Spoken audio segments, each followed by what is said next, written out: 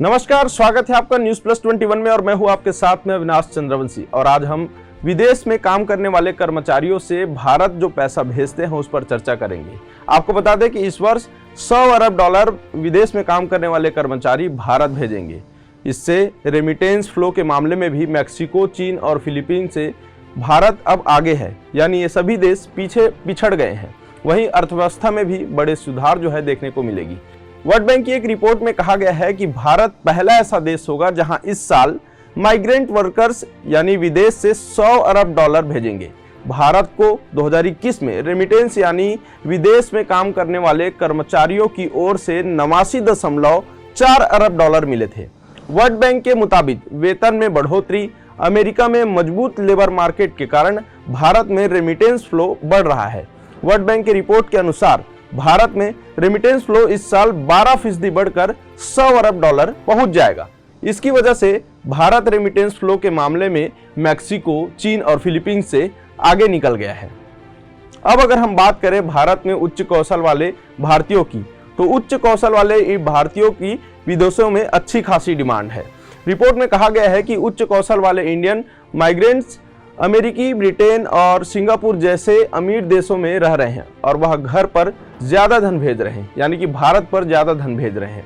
Report के मुताबिक लो और मिडिल इनकम वाले देशों में 2022 में रेमिटेंस 5% बढ़ा है और यह करीब 626 अरब डॉलर हो गया है।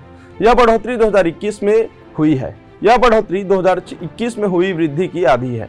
आपको बता दें कि भारत के अलावा रेमिटेंस पाने वाले प्रमुख देशों में मैक्सिको, चीन, मिस्र और फिलीपींस शामिल है।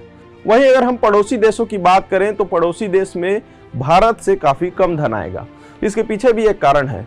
रिपोर्ट में यह भी कहा गया है कि पाकिस्तान, बांग्लादेश और श्रीलंका जैसे देश जहां घरेलू और अंतर्राष्ट्रीय समस्याओं से जूझ रहे हैं और 2022 में उनका रेमिटेंस कम होगा। भारत और नेपाल को छोड़ दे तो दक्षिण एशिया के अन्य देशों में 2021 में विदेश से धन 10% कम आया था। इस प्रकार से भारत की अर्थव्यवस्था काफी सुधर सकती है रेमिटेंस की वजह से। भारत की अर्थव्यवस्था पर इसका सकारात्मक असर देखने को मिल रहा है। भारत के सकल घरेलू उत्पाद में रेमिटेंस की हिस्सेदारी करीब 3% है। यह राजकोषीय अंतर कम करने के हिसाब से भी अहम होता है। साथ ही रेमिटेंस से विदेशी मुद्रा आती है जो भारतीय रुपये को मजबूत प्रदान करती है। साथ ही विदेशी मुद्रा आती है जो भारतीय रुपये को मजबूती प्रदान करती है। अब पिछले साल के दौरान रुपये को संभालने के लिए रिजर्व बैंक को बड़ी मात्रा में खुले बाजार में डॉलर बेचने पड़े हैं, जिससे भारत का विदेशी मुद्रा भंडार गिरा है।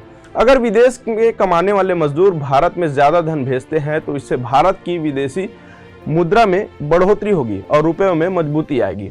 तो ये था रेमिटेंस का मामला, जिसमें 100 अरब डॉलर भारत आएंगे और इस तरह से भारत का अर्थव्यवस्था जो है वो सुधरेगा। यहाँ की जो रुपया की मजबूती है वो बढ़ेगी, मजबूत होगी। तो इस प्रकार से ये पूरी जानकारी थी। अगर वीडियो पसंद आए तो इसे शेयर जरूर करें, अपने आसपास के लोगों को दिखाएं। अगर लगता है कि ये हर व्यक्ति को जानना ज़रूरी है तो वीडियो शेयर जरूर करें। और नोटिफिकेशन के लिए और इस तरह के अपडेट्स के लिए न्यूज़ प्लस 21 के यूट्यूब चैनल को सब्सक्राइब करें। नोटिफिकेशन के लिए बेल आइकन जरूर दबाएं और देखते रहें न्यूज़ प्लस 21, आपके हक की बात।